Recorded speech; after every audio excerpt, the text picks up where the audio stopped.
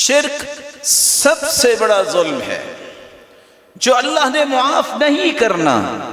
اور شرک کے بارے میں رسول اللہ صلی اللہ علیہ وسلم نے فرمایا، حدیث قدسی ہے، عیاض بن حمار رضی اللہ تعالی روایت کرتے ہیں، اللہ ذوالجلال فرماتے ہیں، انی خلقت عبادی حنفاء کلہم، میں نے اپنی پوری مخلوق کو حنفاء فطرت اسلام پہ پیدا کیا ہے.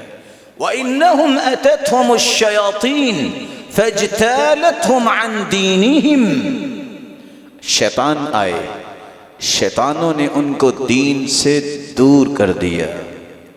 وَأَمَرَتْهُمْ، شیطانوں نے ان کو حکم دیا، أَن يُشْرِكُوا بِي، وہ میرے ساتھ کسی اور کو بھی شریک بنائیں.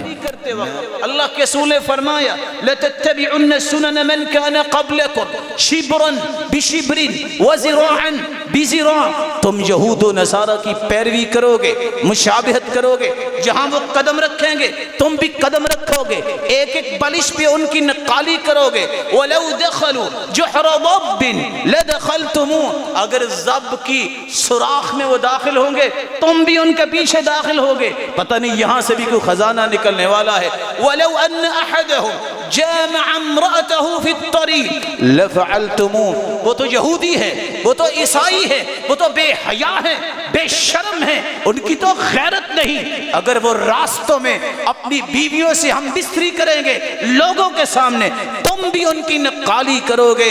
اللہ کے رسول نے فرمایا، لا يدخلن الجنہ ولا يجدن ریحها، ایسی عورتیں جنت میں داخل ہونا تو دور کی بات جنت کی خوشبو بھی نہیں پائیں گی. میرے بھائیو، اللہ سے دعا ہے اللہ ہمیں ظلم سے محفوظ فرمائے.